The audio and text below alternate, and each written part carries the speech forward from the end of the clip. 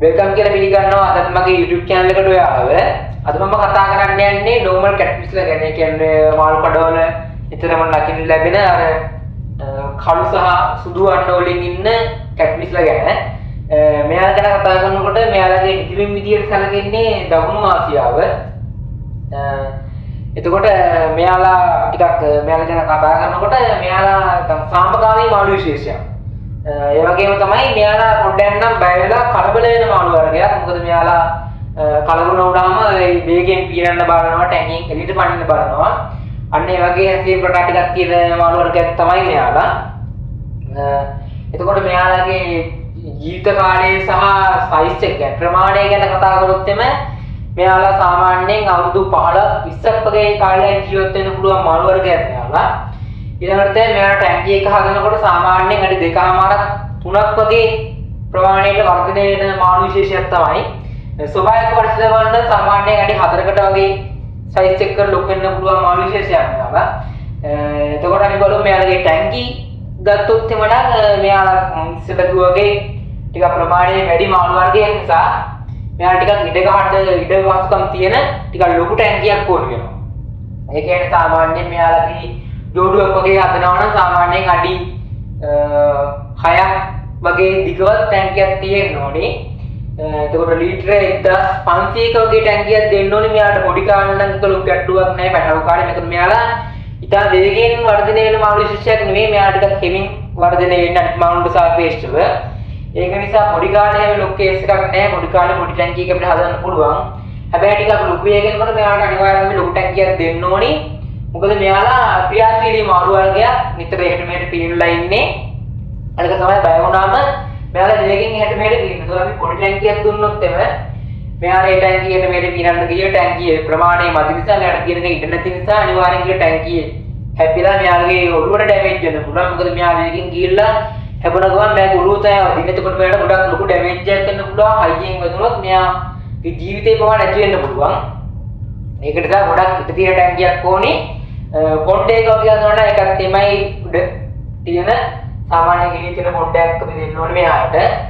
අනිත් එක තමයි මෙයාට ටැංකිය එක කියන්නේ විදුලි ටැංකිය එක අපි හදනවා අනිවාර්යයෙන් මෙයාට ඔක්සිජන් දෙන්න ඕනේ. මොකද මෙයාලා සාමාන්‍යයෙන් අනිත් මාළු වගේ වතුර උඩ මට්ටමේ වතුර පොඩ්ඩක් ටැංකියේ පහළ මට්ටමේ ජීවත් වෙන්න කැමති මාළු වර්ගයක්. නිසා මෙයාට අනිවාර්යයෙන් ඔක්සිජන් දෙන්න ඕනේ. අනිත් එක තමයි හොඳ ෆිල්ටර් එකක් දෙන්න ඕනේ මෙයාට. මොකද මෙයාලා සාමාන්‍යයෙන් ජරා කරන ටැංකිය අපිරිසුදු කරන මාළු වර්ගයක්. ඒක නිසා මෙයාට හොඳ ෆිල්ටර් සිස්ටම් එකක් තියෙන්න ඕනේ. එතකොට අනිත් එක තමයි මෙයාගේ ටැංකිය පිරිසුදු කරනකොට මෙයාට සාමාන්‍යයෙන් ওই ටිකක් පිරිසුදු වතුරේ තමයි මෙයාලා ඉන්න කැමති. සාමාන්‍යයෙන් pH අගේ 6 8 වගේ වතුරේ තමයි ඉන්න කැමති. මෙයාගේ වතුර උෂ්ණත්වය ගත්තොත් සිද්ධාන්තක 20 30ක් වගේ අතර තමයි උෂ්ණත්වය මෙයාට තියෙන්න ඕනේ. ඒතකොට මෙයාලේ ටැංකිය වතුර චේන්ජ් එක ගැන කතා කරොත් සතියට එකපාරක් වගේ වෝටර් චේන්ජ් එකක් දීපුවම මෙයාට ප්‍රමාණවත්. මෙයාලගේ කෑම බීම නෑ බොන්නේ වතුර. කෑම ගැන කතා කරොත් මෙයාලා ඕන දෙයක් කරන සර්වභක්ෂක මාළු විශේෂයක්. මෙයාලට කොළ වර්ග වගේ දෙන්න පුළුවන්. කොළ වර්ග තමයි මෙයාලා සාමාන්‍ය වැඩි හරියක් කන්න කැමති. කොළ ගත්තම් කංගුම්, ගොටු කොළ, එතකොට මුගුණ වැන්න, අල කොළ, හබරල කොළ, බතල කොළ වගේ කොළ වර්ග දෙන්න පුළුවන්. එතකොට කඩෙන් ඔය මාළු කෑම වර්ග නිකන් අපි දෙන්නා ගන්න මාළු කෑම වර්ග ගන්න මෙයාලට දෙන්නත් පුළුවන්. ඒ වගේම දැන් මෙයාලට පොඩි මාළු දෙන්න පුළුවන්. ඒ සාලයෝ, එතකොට වැව් මාළු ගත්තම කොරලි වගේ මාළු වර්ගන කොරලි වගේ මාළු වර්ගයක් කරන්න අපි මෙයාලට මාළු හොඳට සුද්ධ කරලා පොදලා පොඩි කෑලි වලට කපලා දෙන්න ඕනේ මෙයාලට. එතකොට මෙයාලට මුහුදු මාළු එතකොට මේ මස් වර්ග දෙන එක එච්චර සුදුසු දෙයක් නෙමෙයි. මොකද යාලට ස්වභාවික පරිසරයේදී යාලට ඒ වගේ මාළු කියන්නේ යාලට ඒ වගේ කෑම හම්බෙන්නේ නැහැ. ඒක නිසා යාලට ආහාර ජීර්ණ පද්ධතියේ පොඩි ගැටලු සාගත කාර්යයක්. ඒක නිසා මෙයාලට ඒ වගේ මාළු දෙනවා නම් දෙන්නම ඕන නම් මාසෙකට දෙපාරක් වගේ දුන්නට කමන්නේ නැහැ. නිතර දුන්නොත් නම් අනිවාර්යයෙන් මෙයාලට ඒක ප්‍රශ්නයක් වෙනවා. ඒක නිසා ඒවා දෙන්නේ නැතුව සාමාන්‍යයෙන් මෙයා ඉක්මනින් වර්ධනය කර ගන්න ඕන නම් වැව් මාළු වර්ග, කොරලි වගේ මාළු වර්ග සහ කොළ වර්ග දෙන්න. එතකොට මෙයාලා ඉක්මනට වර්ධනය වෙනවා. ඒක තමයි මෙයාලගේ කෑම ගැන කියන්න තියෙන්නේ.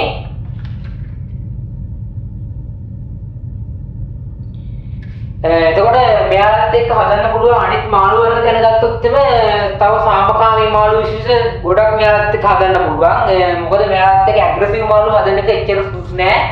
මොකද මම කලින් අනිත් වගේ මෙයාලට අක්කල කලබල වෙන මාළු වර්ගයන් නිසා මෙයාලත් එක්ක ඇග්‍රෙසිව් මාළු හොදලා මේ මාළු මෙයාලට කොටන්න වගේ ආවොත් අනිවාර්යෙන් මේ මාළු හෙට මෙහෙට පීල්ලා ටැංකිය හැපිලා ටැංකියෙන් එළියට බැලලා ඒ වගේ ගොඩක් කරදර වෙනවා.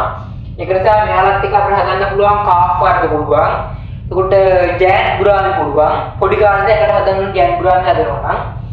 එතකොට තව කැට්ෆිෂ් වර්ග පුළුවන්. ඒ වගේ දේව කට්ටිය තමයි මෙයාලත් එක්ක හදන්න පුළුවන්. ඊළඟට ගත්තොත් මෙයාලගේ ටැංකියේ තව කියන්න දෙයක් තියෙනවා. මෙයාලා ටැංකිය අපි අලංකාර කරන්න කියලා ගල් වර්ග එතකොට කොටන් වර්ග මුල් වර්ග දාන්න හොඳ නෑ. මොකද මෙයාලා ටැංකියට මෙහෙට පීල්ලා මෙයාලගේ හැම ගොඩක් සිනිඳු හැමක් තියෙන්නේ මෙයාලට. ඒක නිසා මෙයාලා ටක් ගාලා ඩැමේජ් එක තුවාලෙන්න බලනවා. ඒක නිසා මෙයාලට මේ වගේ දේවල් තිබ්බොත් මෙයාලා ටැංකිය පීන්නකොට ඒ වගේ හැපිලා ඩැමේජ් වෙන්න පුළුවන්. අනිත් එක තමයි මෙයාලව හදනවා නම් අනිවාර්යෙන් ටැංකිය කියන්නේ බීජු ටැංකියක් හදනවා නම් ටැංකිය උඩින් කවර් ගන්න ඕනේ. මොකද මෙයාලා ටැංකියෙන් ඉරිට පයින්න බලන්න මාළු වර්ගයන් නිසා. ඒ ටික තමයි මෙයා ගැන කියන්න තියෙන්නේ. පොණ්ඩේක වගේ හදනවා නම් මේව ලොකු කේස් එකක් නෑ. මෙයාලට පොණ්ඩේක වගේ ජීවත් වෙන්න පුළුවන්. පොණ්ඩේක වගේ කියන්නේ ගලායන වතුරක් මෙයාලට දෙන්න පුළුවන් නම් මෙයාලා ඒකට ගොඩක් කැමතියි. මොකද මෙයාලා සාමාන්‍ය වැඩි හරියක් ගැවසෙන් ස්වභාවික පරිසරවල ගලා යනවා. ඒ නිසා ඒ වගේ වතුරක මෙයාලට ටිකක් කර ඉක්මනට ලොකු කර ගැනීම හැකියාවක් තියෙනවා. පොණ්ඩේකට දාලා ඒක ගලා යන වතුර දීලා ඒකම තමයි පොඩි මාළු වර්ග කොළ වර්ග වගේ කැම දෙනවා නම් මෙයාට ඉක්මනින් වර්ධනය කර ගන්න පුළුවන්. අනිත් එක තමයි මෙයාලා අපි බ්‍රීඩින් කරනවා කියන්නේ බෝ කරනවා නම් මෙයාලා අපිට ගෙදරක සාමාන්‍යයෙන් බෝ කරන්න කියන්නේ අපිට සාමාන්‍යයෙන් මෙයාලා බෝ කරන්න අමාරුයි. මොකද මෙයාලා සාමාන්‍යයෙන් ගොඩක් ලොකු වෙන මාළු වර්ගයන් නිසා අපිට මෙයාලා ගෙදරක බ්‍රීඩින් කරන එක සාමාන්‍යයෙන් කරන්න අමාරු වැඩක්. බැරි වැඩක් නෙමෙයි කරන්න ටිකක් අමාරු වැඩක්. ඒක නේද වීඩියෝ එකක් වුණා අනිවාර්යයෙන් මට කියන්න මම කරන වීඩියෝ එකක් කරන්නම්. මෙයා ගැන කතා කරන්න තියෙන මේ ටික තමයි. වෙනනම් විශේෂ කාරණා මොකවත් නැහැ. මට මගේ අරමුණ මොනවද තියෙනවද අනිවාර්යෙන් ඔයාලා පල්ලේ කමෙන්ට් එකක් දාගෙන යන්න. එහෙනම් අදට ගිහින් මෙන්න ආයි දවසක වීඩියෝ එකකින් හම්බෙමු. මේ වගේ වීඩියෝ දිගටම බලන්න අපේ channel එක subscribe කරලා කමෙන්ට් එකක් දාලා like එකක් දාලා වෙන ඔයාලා යාළුවෙක්ට බලන්න වීඩියෝ ෂෙයා කරලා තියාගන්න. එහෙනම් good luck.